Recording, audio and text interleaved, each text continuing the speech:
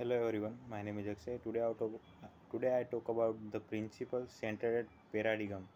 The character ethic is based on the fundamental idea that there are principles that govern a human's effectiveness, natural laws in the human dimensions that are just as real, just as uncharging and unregularly there as laws such as gravity are in the physical dimensions. An idea of the reality and the impact of this principle can be captured in another paradigm shifting experience as told by Frank Koch in Proceedings the Mechanics of the Naval Institute. Two battleships assigned to the training squadron had been at sea on maneuvers in heavy weather for several days. I was serving on the lead battleship and was on a watch on the bridge as night fell. The visibility was poor with pitch fog, so the captain remained on the bridge, keeping an eye on all activities. Shortly after dark, the lookout of the wing of the bridge reported light bearing on the starboard bow. Is it steady or moving astern? The captain called out, look out, replied steady captain, which mean we were on a dangerous collision course with that ship. The captain then called to the signalman, signal that ship we are on a collision course, advise you change course 20 degrees. Back came a single advisable for you change course 20 degrees. The captain said, send I am captain change course 20 degrees. I am Simon second class came the reply. You had better change course 20 degrees. By that time the captain was furious. He spat out sent I am a better ship. Change course 20 degrees. Back came the flashing light I am lighthouse. We changed the course. The paradigm shift experienced by the captain and by us as we read this account puts the situation in a totally different light. We can see a reality that is super, supered by his limited perceptions, a reality that is critical for us to understand in our daily lives as it was for the captain in the fog. Principles are like lighthouses, they are natural laws that cannot be broken. As Shall be de Mille observed of the principle contained in his monumental movie, The Ten Commandments, it is impossible for us to break the law. We can only break ourselves against the law. While individuals may look at their own lives and interactions in terms of paradigms or maps, emerging out of their experience and conditioning. These maps are not the theory, they are a subjective reality, only an attempt to describe the theory. The object reality or the theory itself is composed of lighthouse principles that govern human growth and happiness, natural laws that are woven into the fabric of every civilized society throughout history and comprise the roots of every family and institute that has endured and prospered. The degree to which our mental maps accurately describe the theory does not alter its extensions.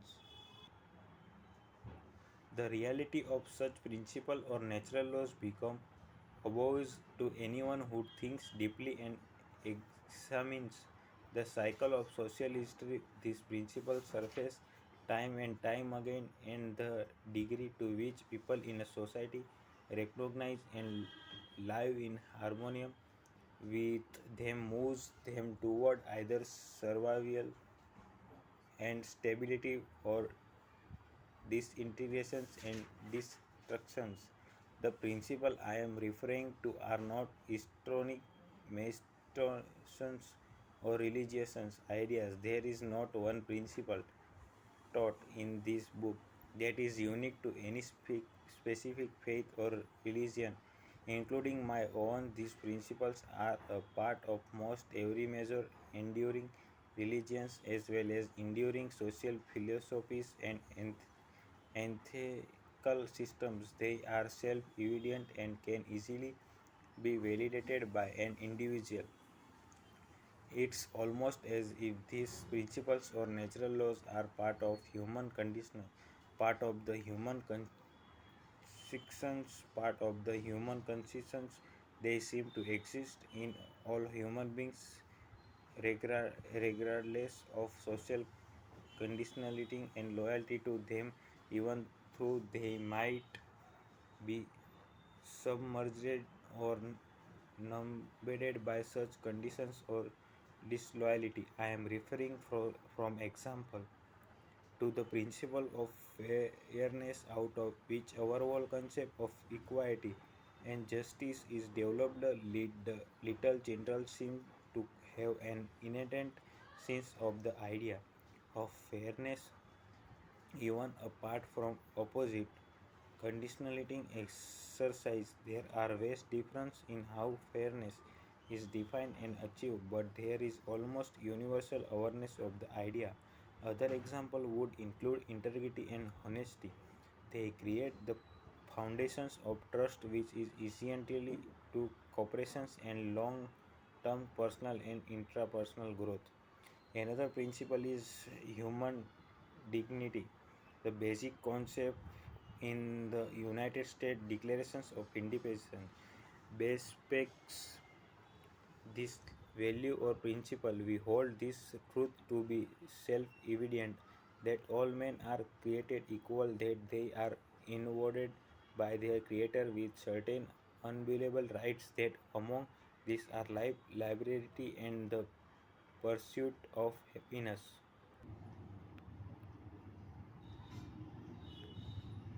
Another principle is service or the idea of making a contribution. Another is quality of excellence. There is the principle of potential, the idea that we are embryonic and can grow and develop and realize more and more potential develop. More and more talents highly related to potential is the principle of growth, the process of realizing potential and developing talents with the accompanying need for principles such as patience, naturalness, and encouragement. Principles are not practices. A practice is a specific activity or actions. A practice that works in a on circumstances will not necessarily work in another. As parents who have tried to raise a second child excellently, like they didn't the first, can rapidly attain will practice are situationally specific principles are deep fundamental truths that have universal application.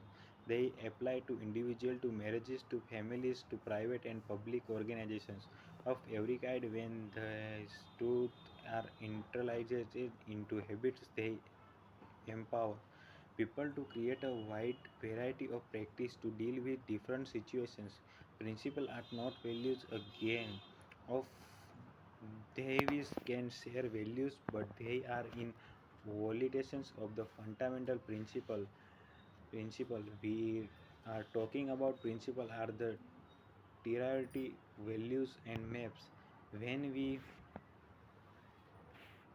when we value correct principle, we have truth, a knowledge of things as there are principle are guidelines for human conduct that are proven to have enduring paramount value. They are fundamental, they are essential, unargumentable because they are self-evident. One way to quick grasp the self-evident nature of principle is to simply consider the absolute absurdity of attempting to live an effective life based on their opposites. I doubt that anyone would seriously consider unfairness, deceit, baseness, unselfishness, mediocrity, or degradations to be a solid foundations for lasting happiness and success. AI through people may argue about how these principles are defined or manifested or achieved. There seems to be an innate consequences and awareness that they exist. The more closely our maps or paradigms are alineations with these principles or natural laws, the more accurate and functional they will be. Correct maps will infinitely impact our personal and intrapersonal effectiveness far more than any amount of effort expended on changing our attitude and behavior. Now, next point of principle of growth and change. The leader of the personality authentic the massive appeal is that there is some quick and easy way to achieve quality of life, personal effectiveness, and reach deep relationship with other people without going through the natural process of work and growth that makes it possible. Its symbol with substance, it's the get rich quick scheme promising without work, and it might even appear to succeed, but the scammer remains. The personality ethics is alienations and deceptive and trying to get high quality result with its techniques and quick fixing is just about as effectiveness as trying to get to some place in Chicago using a map on DRT. In the words of Erich from an austere observer of the roots and fruits of the personality ethic. Today we come across an individual who behaves like an automation, who does not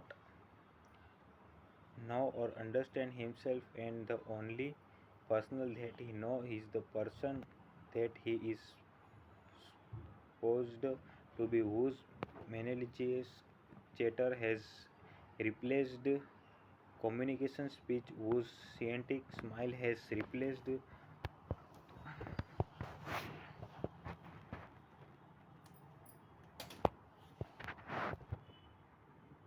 the communication speech, whose scientific smile has replaced the genuine letter, and whose sense of dual despair has taken the place of genuine pain. Two statements may be said concerning this individual. One is that he suffers from defects or spontaneous and individuality, which may seem to be incurable. At the same time, it may be said of him he does not differential from the millions of the nearest of us who walk upon this earth. If all of life there are sequential stages of growth and development, a child learns to turn over,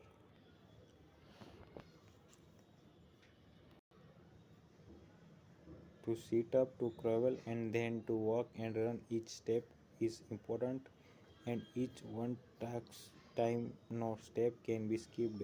This is true in all phases of life, in all areas of development, whether it be learning to play the piano or communication effectively with a working associate. It is true with individual, with marriage, with families, and with organizations. We know and accept this fact or principle of process in the area of physical things, but to understand it in emotional areas, in human relations, and even in the area of personal character is less common and more difficult. And even if we understand it, to accept it and to live in harmony with it are even less common and more difficult. Consequently, we sometimes look for a shortcut, accepting to be able to skip some of these vital steps in order to save time and effort and still have the desired result. But what happens when we attempt to shortcut a natural process in our growth and development? If you are only an average tennis player but decide to play at a higher level in order to make a better impression, what will result? Would positive thinking alone enable you to compete effectively against a professional? What if you were to lead your friends to believe you could play the piano at concert hall level while your actual present skill was that of beginner? The answer are above is it is simple impossible to violate is nor or shortcut this development process. It is contrary to natural and attempting to seek such a shortcut only result in disappointment and frustrations. One a 10-point scale. If I am at level 2 in any field and desire to move to level 5, I must first take the step toward level 3. 1,000-mile journey begins with the first step and can only be taken one step at a time. If you don't let a teacher know at what level you are by asking a questions or revealing your ignorance, you will not learn or grow. You cannot pretend for long, for you will eventually be found out. Admissions of ignorance is often the first step in our education. Through thought, how can we remember our ignorance which our growth requires when we are using our knowledge all the time? I recall one occasion when two young women, daughters of a friend of mine, came to me prayerfully, compiling about their fathers harshness and lack of understanding. They were afraid to open up with their parents for fear of the consequence, and yet they desperately needed their parents' love, understanding, and guidance. I talked with the father and found that he was intellectually aware of what was happening, but while he attempting, he had a temper problem. He refused to take responsibility for it and to honestly accept the fact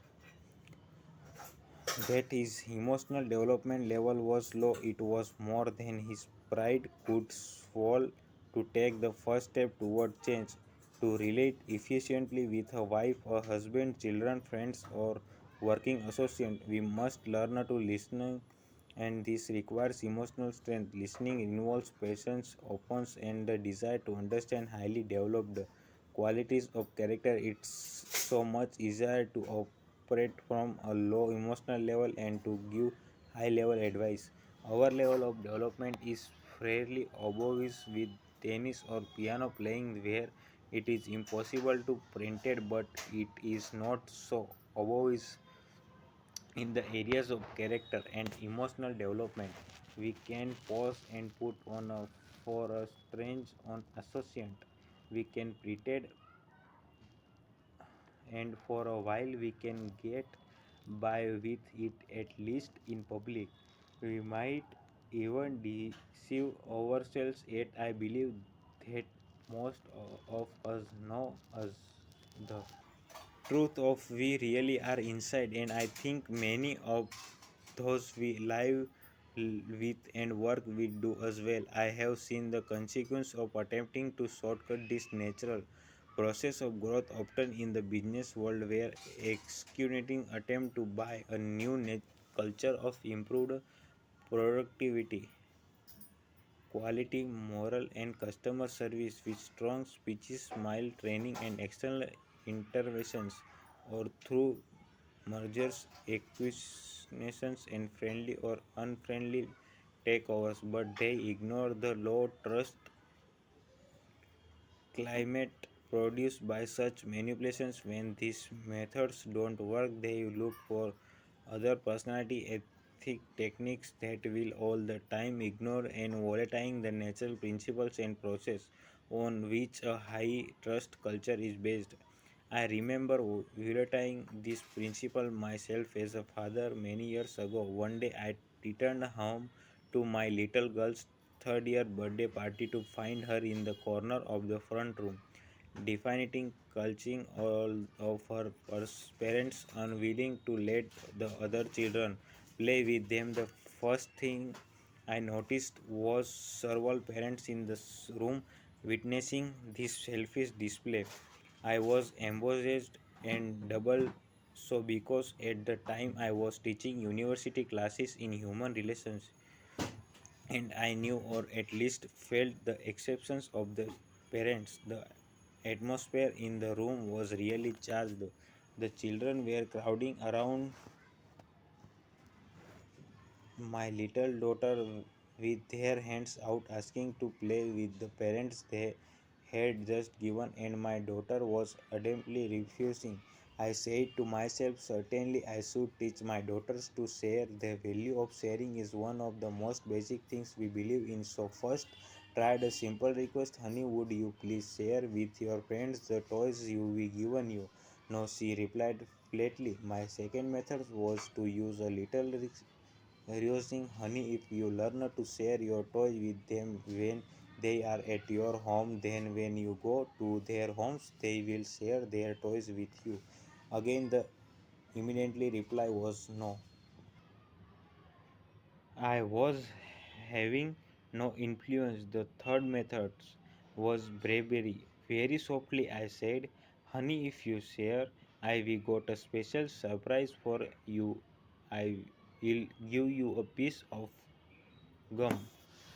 I don't want gum, she exploded. Now I was becoming experted for my fourth attempt. I resorted to fear and threat. Unless you share, you will be in real trouble. I don't care, she cried. These are my things. I don't have to share. Finally, I restored to force. I morally look took some of the toys and gave them to the other kites.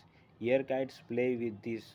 Perhaps my daughter need to experience of possessing the things before she could give them.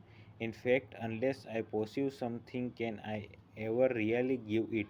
She need me as her father to have a higher level of emotional maturity to give her that experience. But at the moment, I valued the opinion those parents had of me more than the growth and development of my child and our relationship. Together, I simply made an initial judgment that I was right, she should share, and she was wrong in not doing so. Perhaps I superimposed a higher level exceptions on her simply because on my own scale I was at a lower level. I was unable or unwilling to give patent or understanding, so I accepted her to give things in an attempt to compensate for my definitions. I borrowed strength from my position and authority and forced her to do what I wanted her to do. But borrowing strength builds weakness. It builds weakness in the borrower because it reinforces dependence on external factors to get things done. It builds weakness in the person forced to acquisitions, stunting the development of independent reasoning, growth, and internal discipline. And finally, it builds weakness in the relationship, fear, replace cooperations, and both people involved become more arbitrary and defensive. And what happens when the source of borrowed strength, be it superior size or physical strength, position, authority, credit, national status, symbols, appearance, or past achievements, changes or is no longer there. Had I been more maturity, I could have relied on my own intrinsic strength, my understanding of sharing, of growth, and my capacity to love and nature, and allowed my daughter to make a free choice as to whether she wanted to share or not to share. Perhaps after attempting to reason with her, I could have turned the attention of the children to an interesting game taking all that emotional pressures of my child. I will learn that once children gain a sense of real process and they share very natural, freely and spontaneously. My experience has been that there are times to teach and times not to teach when relationships are strained and they are charged with emotion. An attempt to teach is often perceived as a form of judgment and rejections, but to take the child alone quietly when the relationship is good and to discuss the teaching or the value seems to have much greater impact. It may have been that the emotional maturity to do that was beyond my level of patience and internal control at the time. Perhaps a sense of processing needs to come before a sense of genuine sharing. Many people who give machinically of refers to give and share in their marriages, and families may never have experienced what it means to process themselves. Their own sense of identify and self-worth. Really helping our children grow may involve being patient enough to allow them the sense of persons as well as being wise enough to teach them the value of giving and providing the example of ourselves. Now, next point of the way we see the problem is the problem.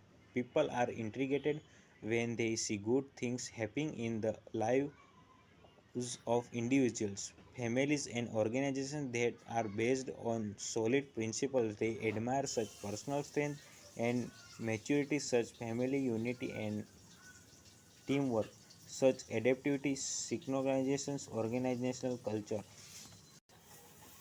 And their immediate request is very revealing of their basic paradigm. How to do you teach me the techniques? What they are really saying is give me some quick fix advice for solutions that will relieve in the pain in my own situation.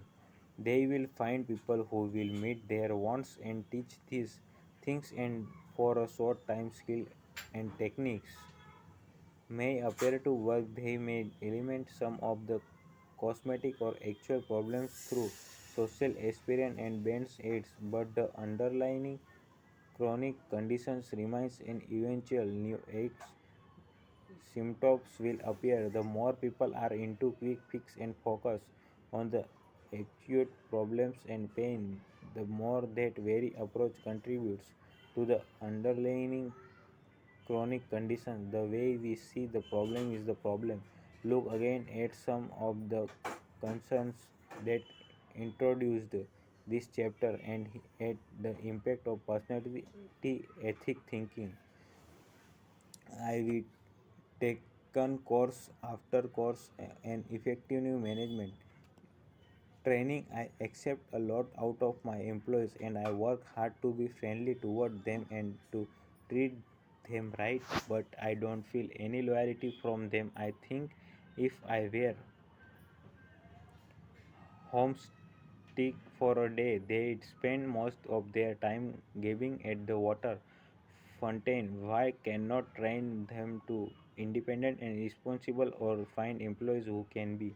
The personality ethic tells me I could take some kind of dramatic actions, shake things up, make health roles that would make my employees step up and appreciate what they have, or that I could find some motivational training program that would get them committed, or even that I could hear new people that would do a better job. But is it possible?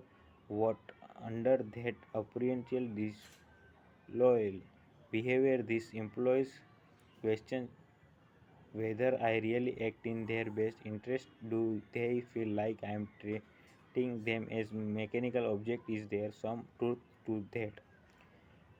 Deep inside, is that really the way I see them? Is there a chance the way I look at the people who work for me is part of the problem? There's so much to do and there's never enough time. I feel pressured and restless all day. every day, 7 day a week. I we attend time management seminars and I we tried half a dozen different planning streams. They will help some, but I still don't feel I am living the happy productivity peaceful life I want to live. The personality ethic tells me there must be sometimes out there some new planner or seminar that will help me handle all this pressure in more efficient way. But is there a chance effectiveness is not the answer? Is getting more things done in less time going to make a difference, or will it just increase the pace at which I create to the people and circumstances that seem to control my life? Could there be sometimes I need to see in a deeper, more fundamental way some paradigm within myself that affects the way I see my time, my life, and my own nature?